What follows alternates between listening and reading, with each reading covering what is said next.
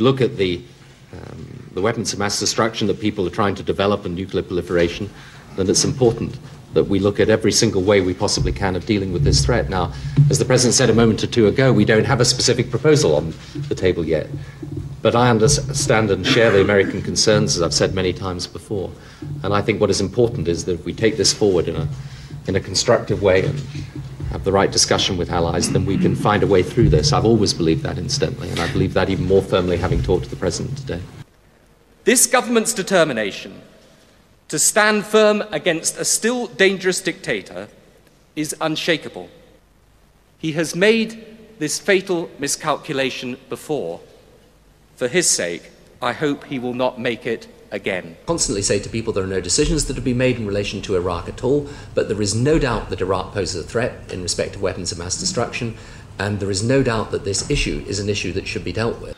Every member of Parliament tonight who votes for the government motion will be consciously and deliberately accepting the responsibility for the deaths of innocent people if the war begins, as I fear it will. Now, that's for their decision to take, and it would be the greatest betrayal of all if we voted to abandon the Charter and take unilateral action and pretend we were doing it in the name of the international community.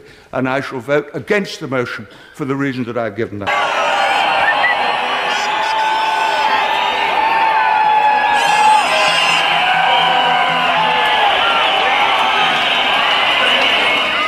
To allow Saddam to use the weapons he has, or to get the weapons he wants, would be an act of gross irresponsibility, and we should not and we must not countenance it.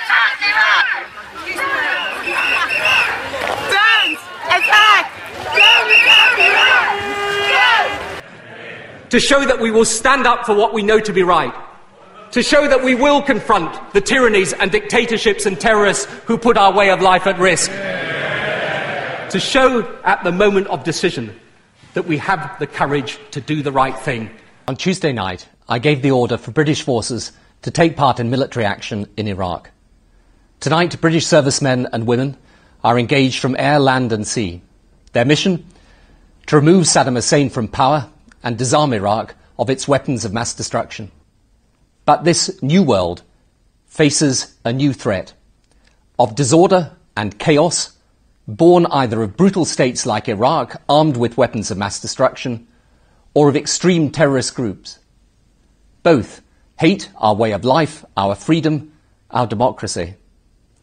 My fear, deeply held, based in part on the intelligence that I see, is that these threats come together and deliver catastrophe to our country and our world.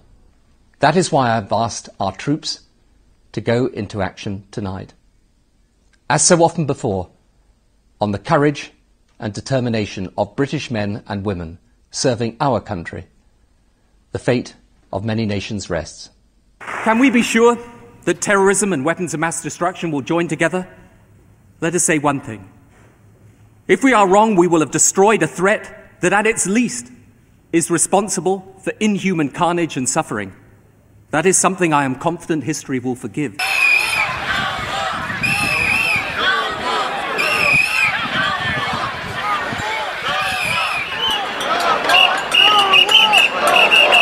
Let's remember all those Iraqis that died under Saddam.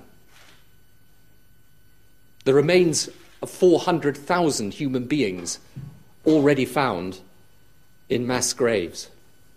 Channel 4 News has seen a secret memo which details that discussion between the two leaders.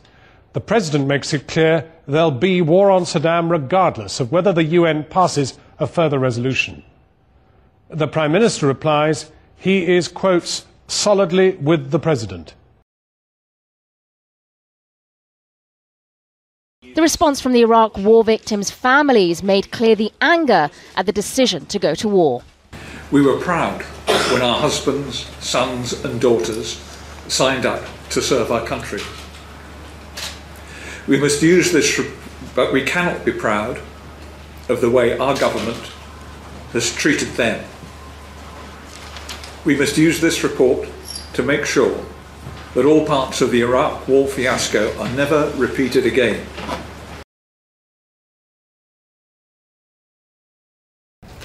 would take the same decision. If I was back in the same place with the same information, I would take the same decision. Obviously, that's the decision. When you arrive into a situation like this, a live television interview, and you come through the gates and you have people chanting with the placards and so on, and they're shouting war criminal, and they're shouting at you, are you a war criminal?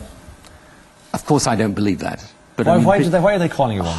Ryan, you know why they are, and they're perfectly entitled. Look, I'm not going to explain it. I don't have to explain it. They can explain it.